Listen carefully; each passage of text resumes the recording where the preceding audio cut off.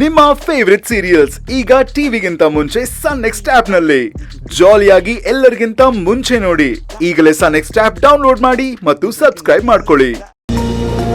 Madam, ಹಾ inspector ಇಲ್ವಾ?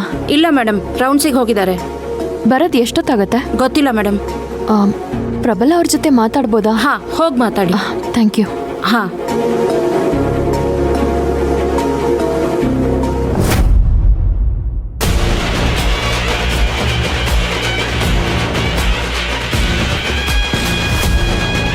ನಿನ್ ಜೊತೆ ಸ್ವಲ್ಪ ಮಾತಾಡ್ಬೇಕಾಗಿತ್ತು.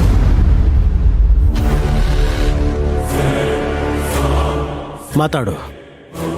ರಾಮ್ ಸರ್ ಸಾಮಾನ್ಯ ಲಾಯರ್ ಆಗಿದ್ದ ನಿಮ್ಮನ್ನ ಒಳ್ಳೆ ವ್ಯಕ್ತಿ ಅಂತ ನಂಬಿ ಅವ್ರ ಮಗಳಿಗೆ ಮದ್ವೆ ಮಾಡಿಸ್ಕೊಟ್ರು. ಕಂಪನಿಲಿ ಒಂದು ಸ್ಥಾನ ಕೂಡ ಕೊಟ್ರು. ಅಂತ ವ್ಯಕ್ತಿನ ಸಾಯಿಸೋ ಪ್ರಯತ್ನ ಮಾಡೋ ಅಂಥದ್ದೇನಿತ್ತು? ಅದೆಲ್ಲ ಹೇಳಕ್ಕಾಗಲ್ಲ. ಹೇಳಿದ್ರು ನಿಂಗೆ ಅರ್ಥ ಆಗಲ್ಲ. ಅಂಡ್ ಮೋರ್ ಓವರ್, ನನ್ನ ಪ್ರಕಾರ ನೀನು ಅವ್ರ ಫ್ಯಾಮಿಲಿ ಅವಳೇ ಅಲ್ಲ. ಹಾಗಿದ್ಮೇಲೆ ನಾನು ಯಾಕೆ ನಿನ್ನ ಹತ್ರ ಹೇಳಬೇಕು? ಓ, ಫ್ಯಾಮಿಲಿ ಆಧಾರ ಸ್ತಂಭನೇ ಸಾಯ್ಸಕ್ ಹೊರಟಿದ್ ನೀವು ಈಗ ನಮ್ಮ ಫ್ಯಾಮಿಲಿ ಅಂತ ಮಾತಾಡ್ತಾ ಇದ್ದೀರಾ. ಗುಡ್. ಈಗ ನೀವು ನನ್ನ ಹತ್ರ ಸತ್ಯ ಹೇಳಲಿಲ್ಲ ಅಂದ್ರೂ ಪರವಾಗಿಲ್ಲ. ಆದ್ರೆ ಒಂದಲ್ಲ ಒಂದಿನ ಸತ್ಯ ಆಚೆ ಬಂದೇ ಬರುತ್ತೆ. ಈಗ ನನ್ನ ಇನ್ನೊಂದು ಪ್ರಶ್ನೆಗೆ ಉತ್ತರ ಕೊಡಿ. ನಮ್ಮಪ್ಪಂಗೆ ಆಕ್ಸಿಡೆಂಟ್ ಮಾಡಿಸಿ ಕೊಲ್ಸಿದ್ದು ನೀವೇ ಅಂತ ನನಗೆ ಗೊತ್ತು. ಯಾಕೆ? ಅವ್ರು ನಿಮಗೇನು ಮಾಡಿದ್ರು? ನಾನು ಮಾಡಿಲ್ಲ ಅಂತ ಅವತ್ತೇ ಸ್ಟೇಷನಲ್ಲಿ ಹೇಳಿದ್ನಲ್ಲ. ಏನೋ ಕುಡಿದು ಕೋಪದಲ್ಲಿ ಹೇಳಿದೆ. ಅದನ್ನು ಸೀರಿಯಸ್ ಆಗಿ ತೊಗೊಂಡು ಮತ್ತೆ ಮತ್ತೆ ಪ್ರಶ್ನೆ ಕೇಳಕ್ಕೆ ಬಂದಿದೆಯಲ್ಲ, ನಿನಗೇನು ಹೇಳಬೇಕು? ನೀವೇ ಮಾಡಿದ್ದು ಅಂತ ನನಗೂ ಚೆನ್ನಾಗೇ ಗೊತ್ತು. ನಿಜ ಹೇಳಿ.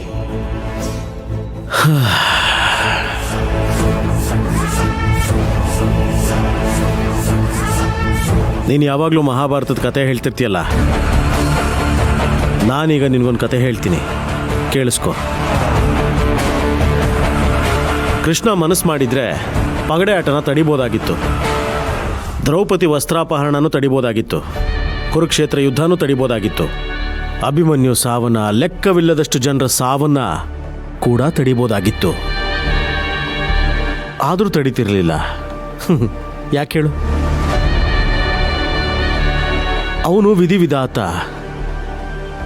ಆದರೂ ಕರ್ಮನ ನಂಬಿ ಬದುಕ್ತಾ ಇದ್ದ. ಪ್ರಪಂಚಕ್ಕೆ ಭಗವದ್ಗೀತೆ ಮೂಲಕ ಕರ್ಮದ ಪಾಠನೂ ಹೇಳ್ದ.